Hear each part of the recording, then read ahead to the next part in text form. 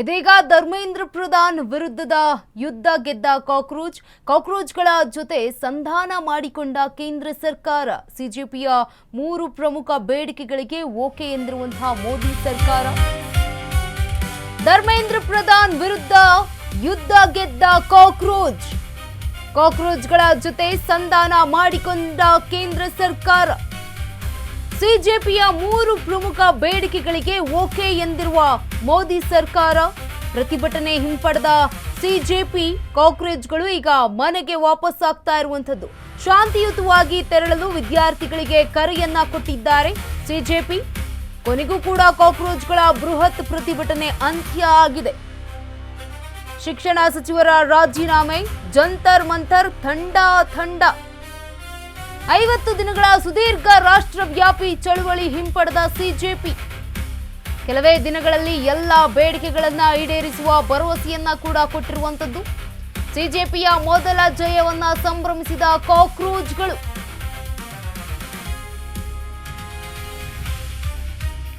ಧರ್ಮೇಂದ್ರ ಪ್ರಧಾನ್ ವಿರುದ್ಧದ ಯುದ್ಧ ಗೆದ್ದ ಕಾಕ್ರೋಚ್. ಇದೀಗ ಕಾಕ್ರೋಚ್ಗಳ ಜೊತೆ ಸಂಧಾನ ಮಾಡಿಕೊಂಡಿರುವಂತಹ ಕೇಂದ್ರ ಸರ್ಕಾರ. ಸಿಜೆಪಿಯ 3 ಪ್ರಮುಖ ಬೇಡಿಕೆಗಳಿಗೆ ಈಗ ಓಕೆ ಅಂತ ಹೇಳಿರುವಂತದ್ದು ಕೂಡ ಮೋದಿ ಸರ್ಕಾರ. ಪ್ರತಿಭಟನೆ ಹಿಂಪಡೆದಂತಹ ಸಿಜೆಪಿ ಕಾಕ್ರೋಚ್ಗಳು ಈಗ ಮನೆಗೆ ವಾಪಸ್ ಆಗ್ತಿದ್ದಾರೆ. ಶಾಂತಿಯುತವಾಗಿ ತೆರಳಲು ವಿದ್ಯಾರ್ಥಿಗಳಿಗೆ ಕರೆಯನ್ನ ಕೊಟ್ಟಿರುವಂತದ್ದು ಸಿಜೆಪಿ ಪಾರ್ಟಿಯ ಮುಖ್ಯಸ್ಥ. ಕೊನೆಗೂ ಕೂಡ ಕಾಕ್ರೋಚ್ಗಳ ಬೃಹತ್ ಹೋರಾಟ ಪ್ರತಿಭಟನೆ ಈಗ ಅಂತ್ಯ ಆಗಿರುವಂತದ್ದು. ಶಿಕ್ಷಣ ಸಚಿವರ ರಾಜೀನಾಮೆ, ಈಗ ದೆಹಲಿಯ ಜಂತರ್ ಮಂತರ್ ತಂಡ ಹೊಡೆದಿರುವಂತದ್ದು. 50 ದಿನಗಳ ಸುದೀರ್ಘ ರಾಷ್ಟ್ರವ್ಯಾಪಿ ಚಳುವಳಿಯನ್ನ ಹಿಂಪಡೆದಿರುವಂತದ್ದು ಸಿಜೆಪಿ. ಕೆಲವೇ ದಿನಗಳಲ್ಲಿ ಎಲ್ಲಾ ಬೇಡಿಕೆಗಳನ್ನ ಈಡೇರಿಸುವಂತಹ ಭರವಸೆಯನ್ನ ಕೂಡ ಕೇಂದ್ರ ಸರ್ಕಾರ ನೀಡಿದೆ. ಇದು ಸಿಜೆಪಿಯ ಮೊದಲ ಜಯ. ಹೀಗಾಗಿ ಜಯವನ್ನ ಸಂಭ್ರಮಿಸಿದ್ದಾರೆ ಕಾಕ್ರೋಚ್ಗಳು. ಧರ್ಮೇಂದ್ರ ಪ್ರಧಾನ್ ವಿರುದ್ಧದ ಯುದ್ಧ ಗೆದ್ದ ಕಾಕ್ರೋಚ್. ಸಿಜೆಪಿ ಹೋರಾಟ ಅಂತ್ಯ ಆಗಿರುವಂತದ್ದು. ಕಾಕ್ರೋಚ್ಗಳ ಜೊತೆ ಸಂಧಾನ ಆಗಿದೆ. ಜೊತೆಗೆ ಸಿಜೆಪಿ ಬೇಡಿಕೆ ಈಡೇರಿಕೆ ಗಮನಿಸ್ತಾ ಹೋಗೋದಾದ್ರೆ, ಈಗ ಬೇಡಿಕೆ 2, ಮೃತರ ಕುಟುಂಬಕ್ಕೆ 1 ಕೋಟಿ ಪರಿಹಾರ ನೀಡಬೇಕು ಅಂತ.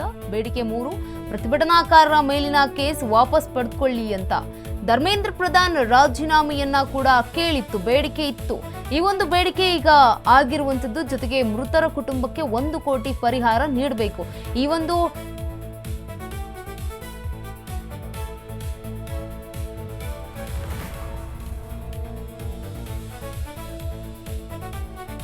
ಸಿಜೆಪಿ ಬೇಡಿಕೆ ಈಡೇರಿಕೆ ಗಮನಿಸ್ತಾ ಹೋಗೋದಾದ್ರೆ, ಏನೆಲ್ಲ ಬೇಡಿಕೆಗಳನ್ನ ಇಟ್ಟಿದ್ರು ಸಿಜೆಪಿ ಒಂದು ಕೇಂದ್ರ ಸರ್ಕಾರದ ಮುಂದೆ. ಬೇಡಿಕೆ 1, ಧರ್ಮೇಂದ್ರ ಪ್ರಧಾನ್ ಅವರ ರಾಜೀನಾಮೆ. ಈಗ ಧರ್ಮೇಂದ್ರ ಪ್ರಧಾನ್ ರಾಜೀನಾಮೆ ಕೂಡ ಆಗಿದೆ.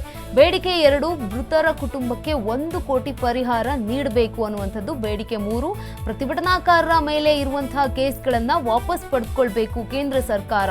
ಈ ರೀತಿಯಾಗಿ 3 ಬೇಡಿಕೆಗಳು ಸಿಜೆಪಿ ಪಕ್ಷ ಈ ಒಂದು ಕೇಂದ್ರ ಸರ್ಕಾರದ ಮುಂದೆ ಇಟ್ಟಿದ್ದಂಥದ್ದು. ಈಗ ಅವರ ಬೇಡಿಕೆಯಲ್ಲಿ 1 ಆಗಿರುವಂಥದ್ದು ಧರ್ಮೇಂದ್ರ ಪ್ರಧಾನ್ ಅವರ ರಾಜೀನಾಮೆ. ಧರ್ಮೇಂದ್ರ ಪ್ರಧಾನ್ ಅವರ ರಾಜೀನಾಮೆಯ ಕುರಿತು ಬೃಹತ್ ಮಟ್ಟದಲ್ಲಿ ಜಂತರ್ ಮಂತರ್ನಲ್ಲಿ ಹೋರಾಟವನ್ನ ಮಾಡ್ತಾ ಇದ್ರು. ಈ ಒಂದು ಧರ್ಮೇಂದ್ರ ಪ್ರಧಾನ್ ಅವರು ಈಗ ಆಲ್ರೆಡಿ ರಾಜೀನಾಮೆಯನ್ನ ನೀಡಿದ್ದಾರೆ.